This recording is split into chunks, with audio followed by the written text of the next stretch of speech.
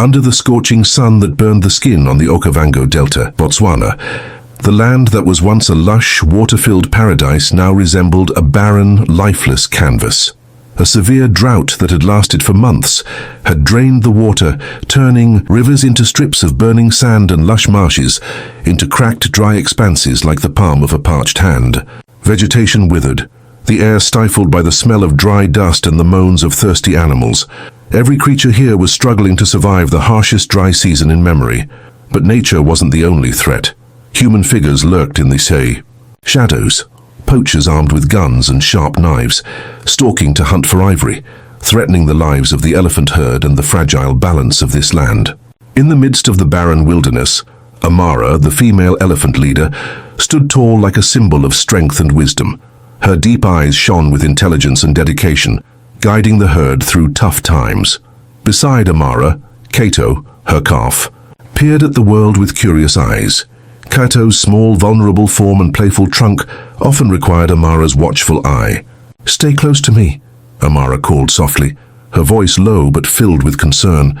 Today she led the herd in search of water, her heavy footsteps treading on the hard, dry ground. But Kato was starting to tire, lagging slowly behind. Further, away near a small village, Dr. Lerato, a dedicated wildlife vet, was checking her equipment at the conservation station. With her hair tied high and sharp eyes, Lerato carried the mission of protecting Botswana's wildlife, a determination forged from a painful past when she helplessly watched an elephant die. But then, a strange sound tore through the silence, the roar of engines echoing from the horizon. Amara stopped in her tracks, ears perked up in alertness. Kato froze, bewildered. Lerato gripped her binoculars tightly, her heart pounding. Danger was approaching, and the fate of the herd, especially Kato, was about to face its greatest challenge. The distant sound of engines rang out, a harsh roar cutting through the silent expanse of Botswana's wilderness. Amara, the female leader, with her ears perked in full alertness, stopped amidst the dry, burnt grass. The herd halted with her, sensing the lurking danger. Kato, the playful calf, lifted his head, his round eyes wide with confusion as he looked at his mother. The engine noise grew closer, like a deadly warning. Perhaps poachers were scouting for prey in this harsh drought. Kato, with his irrepressible curiosity, began to wander around the area. A bright red dragonfly flew by, and he happily chased after it, forgetting his mother's tension. Suddenly, the ground beneath Kato's feet trembled and gave way. A painful scream echoed as he fell straight into a deep trap, cleverly dug by poachers and camouflaged with dry branches. The pit was so deep that Kato couldn't climb out, his left leg broken, blood seeping into the cracked, dry earth. He cried out weakly, his eyes pleading for help from Amara. Amara rushed to the edge of the pit, extending her trunk to try and pull her calf up. But Kato was too heavy, and each attempt only caused him more pain. Kato's cries grew weaker, like a breeze passing through a dead grassland. Amara let out a deep, sorrowful sound, her eyes glistening with tears. She felt helpless, but her maternal love wouldn't let her give up. In her mind flashed the image of Dr. Lerato, the woman who had once appeared near the herd, carrying the scent of medicine and gentleness as she treated an injured elephant. Amara knew that seeking human help was a dangerous gamble, but it was Kato's only hope. With fierce determination, Amara left the herd, entrusting Kato to another elephant's care. She walked away, each step heavy as if carrying the weight of her calf's fate, heading towards the nearby village. The distant engine noise still echoed, urging her to hurry. When Amara appeared at the village's edge, her massive silhouette sent the villagers into a panic. Children screamed, hiding behind thatched huts. Men grabbed spears, shouting warnings. "Elephant! Elephant attack!" they yelled, their voices trembling with fear. But Dr. Lerato, who was in the village checking livestock, sensed something unusual. She stepped forward, raising her hand to stop the villagers. "Wait, she's not attacking!" Lerato shouted, her eyes locked onto Amara's. She saw the worry, the plea in them. Amara stood still, her trunk pointing towards the forest where Kato was trapped. "She needs help," Lerato said firmly. "Maybe a calf is in danger. We have to follow her." The villagers hesitated, but Lerato's resolve made them listen. She convinced them that helping Amara wouldn't just save a life, but also build trust with the herd. Finally, the village chief nodded, and a small group hurried with Lerato, following Amara back to the trap where Kato waited in pain and faint hope. Dr. Lerato stood in the center of the village, the harsh sun beating down, causing sweat to trickle down her forehead. Beside her, Amara, the enormous mother elephant, stood silently, her sad eyes pleading for help. Lerato had just explained the plight of Kato, the baby elephant trapped in a poacher's pit, but the villagers' reaction was not what she had hoped for. Instead of rallying together, they stepped back, their eyes filled with fear and doubt. An elderly man, his skin weathered by the sun and clutching a hoe, stepped forward. "Lerato, are you mad? We're in the middle of a drought. Our crops are nearly dead. Elephants only bring trouble. Last year they trampled my cornfield. If we free that elephant, they'll come back and destroy even more." Before Lerato could respond, another woman, cradling a small child, interrupted. "And what about the poachers? If we help you, they'll come back for revenge. They have guns, Lerato. I don't want my child to live in fear." Murmurs of agreement rippled through the crowd, and some began to turn away, preparing to leave. Lerato felt her heart tighten. She glanced at Amara, whose ears twitched slightly, as if sensing the rejection. "I understand your fears," she said, her voice trembling but resolute. "But if we don't act, Kato will die. And the poachers won't stop. They'll keep hunting, keep destroying this land, the land you live on." Suddenly, a deep, angry voice cut through the air. "Enough, Lerato. You have no right to force us." It was Kofi, a tall man with a strong presence in the village, but known for his stubbornness. He strode forward, his eyes blazing with anger. "You don't live here. You don't understand how much we've suffered. I forbid you from dragging the villagers into danger for an elephant." The crowd fell silent, their eyes shifting between Lerato and Kofi. Lerato took a deep breath, deciding to stake everything on one last plea. "Kofi, you're right. I wasn't born here, but I understand the pain of loss. When I was 8, I had a friend named Maleka, a small elephant. One day, poachers came. I hid behind a bush, helpless, watching them shoot Maleka, cut her, tusks, and leave her to die in a pool of blood. I cried until I had no tears left, and from that day, I swore I wouldn't let it happen again." Lerato's voice choked, but she pressed on, her eyes locked on the crowd. "Saving Kato isn't just about saving an elephant. It's about saving this land, saving your future. If the elephants disappear, the ecosystem will collapse. Rivers will dry up, the soil will die. The poachers don't fear us because they think we're weak, but if we stand together, they'll have to think twice." A hush fell over the group. An old woman, her hair white as snow, stepped forward, her voice frail but clear. "Lerato, you speak well, but we don't have the strength to fight guns. How can we help?" Lerato seized the moment. "We don't need guns. We have numbers. We have intelligence. I'll lead the way with Amara to save Kato. If we succeed, the poachers will see that this village isn't easily defeated. I'm asking you, give me a chance." Amara let out a soft rumble, her trunk lightly touching Lerato's shoulder as if in support. A few villagers nodded, but Kofi shook his head violently. "This is suicide," he roared, then turned and led a few others away. The division was clear. A small group stayed with Lerato while the rest followed Kofi. Lerato knew time was running out. Kato was growing weaker in the trap. "Who will come with me?" she asked. A few hesitant hands rose. A young man, a strong woman, and the elderly woman from before. "Thank you," Lerato said firmly. "Let's go now." The small group hurried after Amara toward the trap, but Lerato couldn't shake her worry. If Kofi convinced the others to turn against her, or worse, alerted the poachers, everything would fall apart. She clenched her fists, praying that compassion would be strong enough to overcome fear. Dr. Lerato stood among the villagers, her gaze steady, but her hands trembling slightly from the pressure. Beside her, Amara, the giant female elephant, stood, still her head bowed low, her deep eyes reflecting the desperation of a mother pleading for her child. Those eyes weren't just begging. They were an invisible bridge reaching out to the wavering hearts before her. The village chief, his face stern and eyes full of doubt, stepped forward. He looked at Lerato, then shifted his gaze to Amara. His brows furrowed. "You're right," he said slowly, his voice low but betraying an inner struggle. "These elephants were once part of our land. But if we risk our lives to save them, will the poachers spare us?" Lerato took a deep breath, trying to keep her voice calm.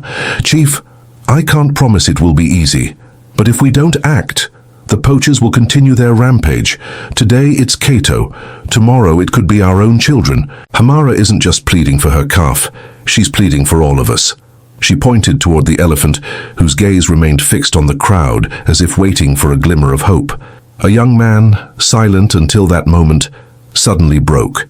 His quiet. I saw its eyes. They were like my mother's when I was terribly sick as a child. I'm going. His voice quivered, yet it carried an unshakable resolve. Nearby, a middle-aged woman nodded firmly. If we don't help, who will? She said, her hands gripping her headscarf tightly. Amara let out a deep, resonant rumble that rolled across the grassland, a sound that felt like gratitude. The village. Chief scanned the crowd, catching the faint glimmers of hope sparking in their eyes. All right, he declared, his voice steadying with purpose. Those who are willing, come with me and Lerato, but we must hurry. Kato can't hold on much longer. That flicker of hope in Lerato's chest was abruptly extinguished when a man stumbled toward them, gasping for breath, sweat streaming down his face. Poachers, he shouted. I saw their tracks near the trap, countless footprints and bullet casings. They're drawn by Kato's cries and Amara's trail. They're closing in. His warning jolted the village, sending some reeling back in fear. Lerato's fists clenched, her heart hammering. There's no time to waver, she cried. Whoever's with me, grab ropes and shovels, now! The chief gave a sharp nod, rallying the small band of volunteers. They dashed to an old truck, loading it with coils of rope, shovels, and a long pole. Amara took the lead, her steps heavy, yet swift, guiding them toward the trap where Kato lay ensnared. As they reached the site, the sky blazed with the fiery red of sunset, and Kato's faint whimpers drifted up from the pit. Lerato dropped to her knees at the edge, peering down at the baby elephant curled in a heap. Its left leg twisted grotesquely, eyes half shut from exhaustion. He's still alive, she said, urgency sharpening her voice. But we have to pull him up now. The group sprang into action, dividing tasks with precision. The chief directed them to loop ropes around Kato's body, while the young man and the middle-aged woman shoveled dirt aside to lessen the strain. Amara stood watch, her trunk raised, ears flared as if poised to shield them from any threat. Then a chilling sound pierced the air, the growl of engines followed by the angry shouts of poachers. They're here, the man who'd spotted the tracks yelled, his voice trembling. Lerato whipped around, spotting dust clouds billowing. On the horizon. Keep going, she commanded. If we stop now, it's all for nothing. The rescue team worked feverishly. With the rope secured, they pulled together, sweat pouring down their faces. Kato whimpered in agony, but inch by agonizing inch he rose. Amara joined in, her trunk lending astonishing strength from above, leaving the group awestruck. Out of the shadows a figure emerged, a poacher, rifle in hand. He took aim at Amara, but the young man reacted in a flash, hurling a rock that struck the poacher's hand, sending the gun clattering to the ground. Run! Lerato shouted, and the chief charged forward, wielding the pole to force the poacher back. Amid the chaos, Kato was finally hauled from the pit, collapsing onto the earth, panting heavily. Lerato checked him swiftly, relief flooding her as she saw he still breathed. But the roar of engines grew louder, and distant headlights revealed. The poachers were mere minutes away. Amara, take Kato! Lerato bellowed. The massive elephant lowered her trunk, gently lifting Kato onto the back of another elephant that had emerged from the forest, then led the herd away. Lerato turned to the villagers, her gaze fierce. We have to hold them off so the herd can escape. The small group nodded, clutching their poles and stones, braced to face the danger and safeguard what they'd fought to save.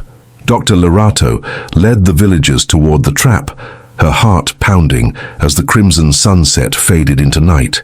The air was thick with urgency and the lingering heat of the day. Amara, the towering matriarch, marched beside her, ears spread wide in vigilance, as if she understood the stakes.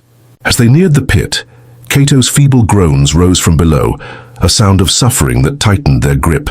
Lerato knelt at the pit's edge, her eyes locked on Kato. The baby elephant lay crumpled, his left leg bent unnaturally, his gaze dulled by exhaustion. He's alive, she shouted, her voice cutting with desperation. We need to pull him up now. The chief nodded briskly, ordering the group to fetch ropes. They tied them around Kato's frame, their movements rushed, yet careful. Amara stood close, trunk aloft, her keen eyes scanning the forest, ready to defend them. Kato thrashed weakly as the ropes tightened, whimpering in distress. "Easy, Kato," Lerato whispered, her hand resting on the pit's rim as if to calm him. Amara rumbled softly, a soothing note for her calf. The villagers heaved as one, sweat dripping, breaths ragged. Kato rose slowly, but the grueling pace frayed their nerves. Suddenly, a sound shattered the stillness, the distant roar of engines followed by furious yells. "Poachers!" someone cried, voice shaking. Lerato glanced back, seeing dust swirling on the horizon. "Don't stop," she snapped, her tone ironclad. "We can't give up." They pulled harder, but then 3 figures stepped from the trees, poachers armed with rifles and knives.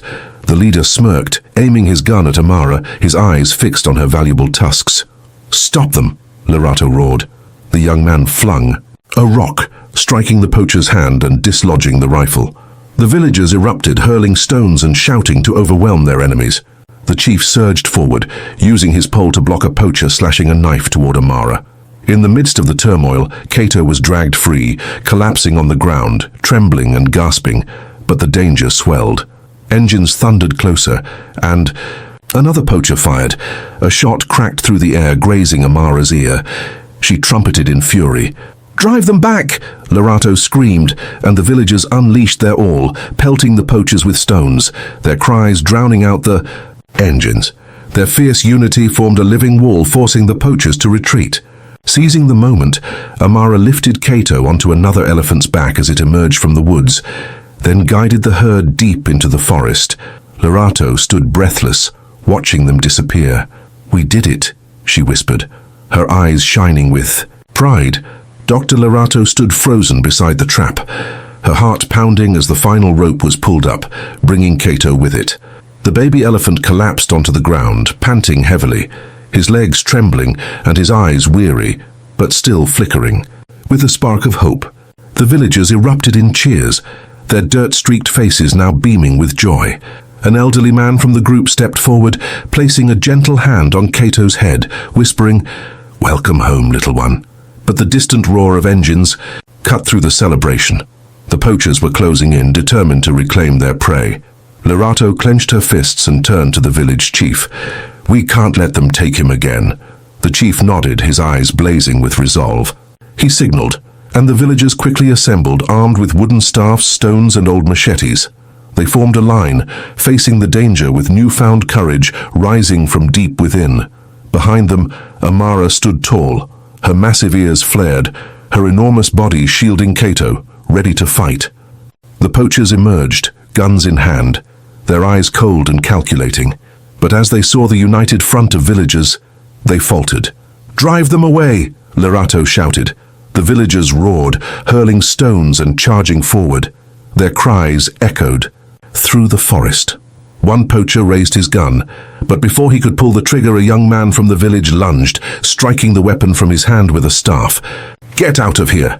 the chief bellowed, and the poachers, panicked by the collective strength, scattered into the depths of the forest, their engines fading into silence.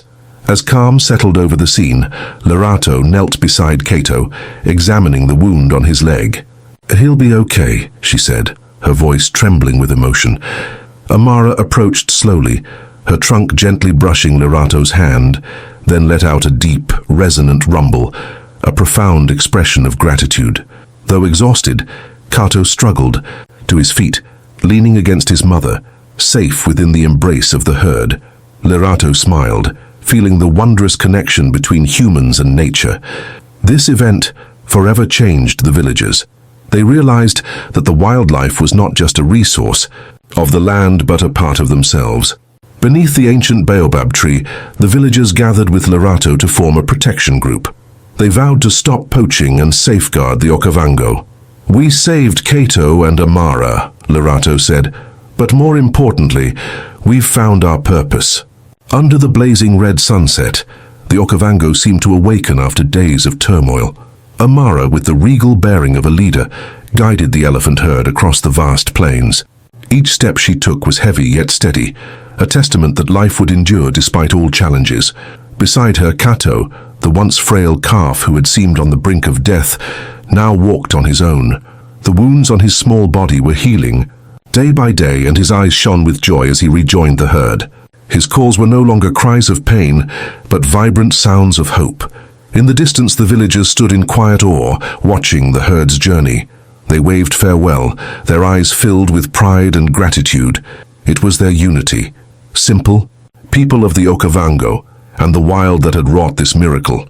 Dr. Lerato, who had tirelessly worked to save Kato and protect this land, smiled in relief. She turned to the newly formed protection group, those ready to stand for nature, and said, "Together we've achieved something extraordinary. Let's hold on to this hope, for the Okavango still needs us." As the herd's silhouettes faded, beyond the rolling hills, the last rays of sunlight bathed the plains, painting a breathtaking picture of harmony between humans and nature. Though challenges lay ahead, the Okavango had rediscovered a light of hope through courage, love, and an unbreakable bond. Thank you for joining us on this emotional journey. If the story of Amara, Kato, and the Okavango villagers touched your heart, please share your thoughts in the comments below. Your feedback fuels our passion to bring more meaningful stories to life. Don't forget to subscribe to Animal Kisa for more incredible tales from the animal kingdom, filled with lessons of love and unity. Together we can spread the message of protecting nature and wildlife. Subscribe today and join our community of animal lovers.